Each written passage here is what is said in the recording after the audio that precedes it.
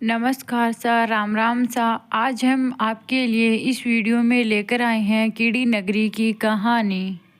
तो शुरू करते हैं कीड़ी नगरी की कहानी।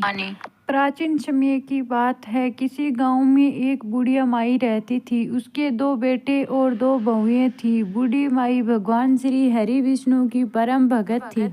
दान पुण्य आदि में वह सदा लगी रहती थी, परंतु वह कभी भी किसी मंदिर, तीर्थ एवं सत्संग के लिए नहीं जाती थी।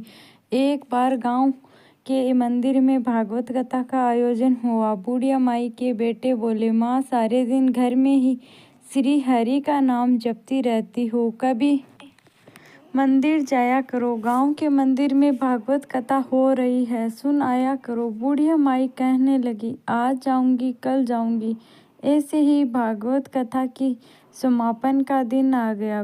बेटे बोले, माँ, आज तो कथा का आखिरी दिन है, सुन आओ। बुढ़िया माई बोली, हाँ बेटा, जाती हूँ। जाते जाते बुढ़िया माई ने इतनी देर कर दी कि अंतिम दिन की भी कथा समापन हो गई। जब बुढ़िया माई घर से निकली तब भगवान बूढ़े ब्राह्मण का रूप लेकर आए और पूछने लगे, बुढ़िया माई, कहाँ जा रही हो? तब बुढ़िया माई बोली, भागवत कथा में जा रही हूँ। तब भगवान बोले, कथा तो समापन हो गई है, अब वहाँ जाकर क्या करोगे? तब बुढ़िया माई बोली, तो अब घर से निकल ही गई हूँ, तो अब वहाँ जाकर आती हूँ। तब भगवान बोले, अब वहाँ से क्या लेकर आओगी? तब बुढ़िया माई बोली, अब वहाँ से कुछ नहीं मिलेगा तो पंडाल से ईंटें ही उठा लाऊंगी। तब भगवान बोले, तुम वहाँ से मिट्टी की ईंटें लाओगी, लो मैं तुम्हें सोने की ईंट देता हूँ,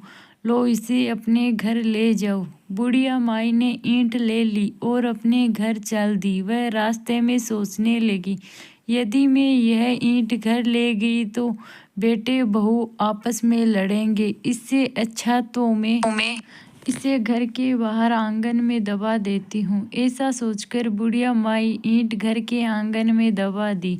बुढ़िया माई का सारा ध्यान ईंट पर लगा रहता। हर समय वह उसी स्थान पर बैठी रहती जहाँ वह ईंट दबी हुई थी। बेटे पूछते रहते, माँ, तुम यहाँ क्यों बैठी रहती हो?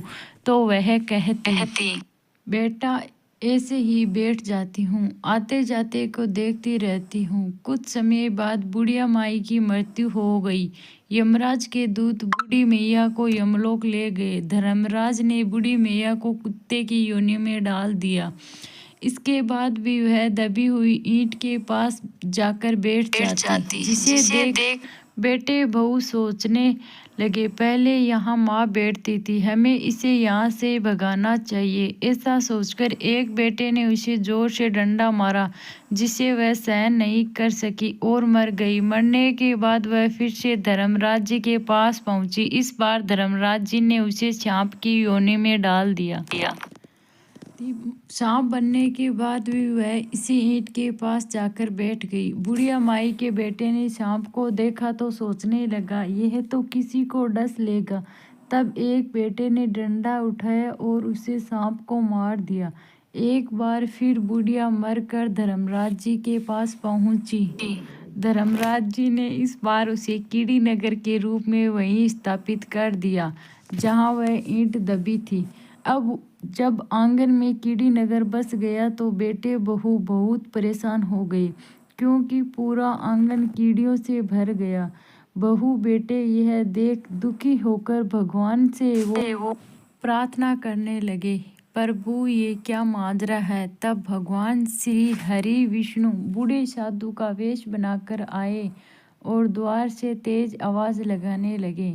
बुढ़िया माई का बड़ा बेटा बाहर आया और बोला, साधु महाराज, हम तो खुद भूखे हैं, हमारे घर में कीड़ी नगर का वास हो गया है, ना ही हम भोजन बना पाते हैं और ना ही हम सो पाते हैं, हम बहुत दुखी हैं, कोई रास्ता दिखाए।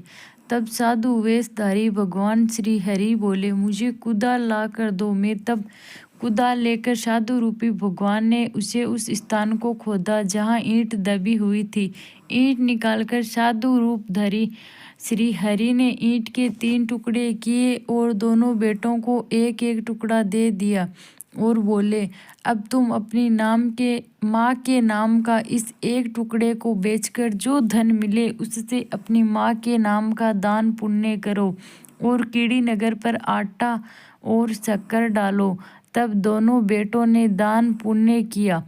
देखते ही देखते कीड़ी नगर वहाँ से हट गया और बुढ़िया माई को मुक्ति मिल गई। हे भगवान, जैसे बुढ़िया माई को मुक्ति मिली वैसे ही सब